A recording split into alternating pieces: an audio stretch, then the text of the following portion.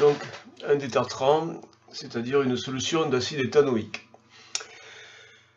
On a la concentration, le pKa, exprimer les concentrations effectives de l'acide et de sa base conjuguée, les ions oxonium à l'équilibre.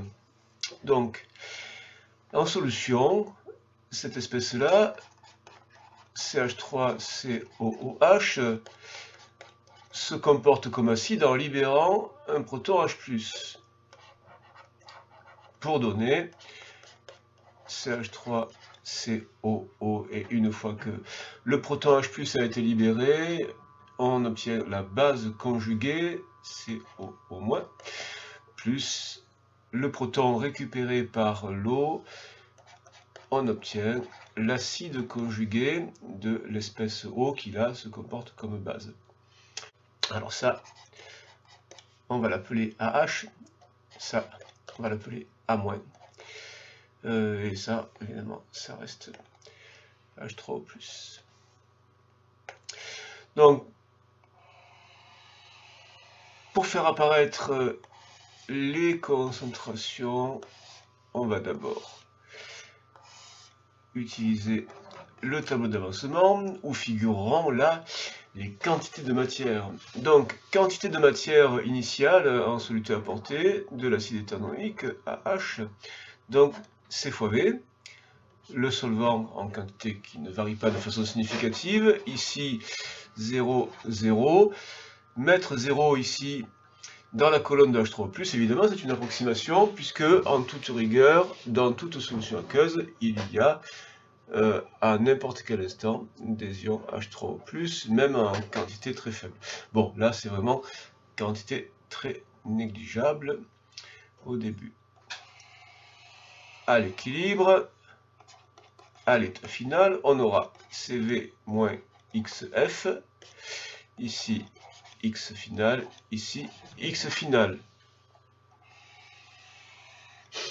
Comment pourrait apparaître le taux d'avancement final? Le taux d'avancement final est défini comme le rapport entre XF et Xmax. C'est la fraction de Xmax qui est atteinte par l'avancement. Xmax est obtenu en posant que la quantité finale d'acide éthanoïque est nulle, que le réactif limitant est entièrement épuisé. Évidemment, le réactif limitant, c'est lui et pas l'eau. Donc, si on pose que cette quantité-là est nulle, à ce moment-là, l'équation devient, enfin, on obtient l'équation CV moins Xmax, et donc Xmax égale C fois V. Donc, si on doit exprimer les concentrations effectives à l'état final, donc la concentration effective de CH3COOH à l'état final, c'est donc ceci, la quantité de matière divisée par le volume. Donc XF, on peut l'exprimer à partir de taux. Ici, on a XF qui est égal à taux Xmax. Et si on remplace Xmax par son expression C fois V, eh bien on a XF qui est égal à taux CV. Donc X final égale taux Xmax, et Xmax étant égal à CV, XF est égal à taux CV. Et donc ici, si on revient à l'expression de la concentration de AH, on a CV moins XF qui est égal à taux CV, divisé par le volume disparaît, il reste C moins taux C. C'est-à-dire C facteur de 1 moins taux. Pour la base conjuguée A-, pour les ions éthanoates,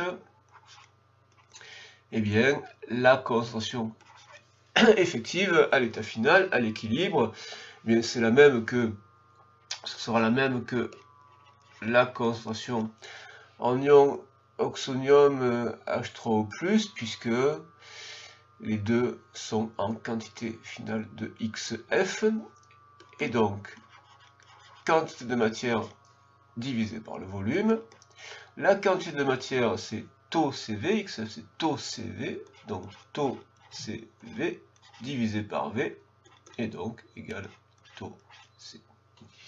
Voilà les concentrations de ces espèces-là à l'état final.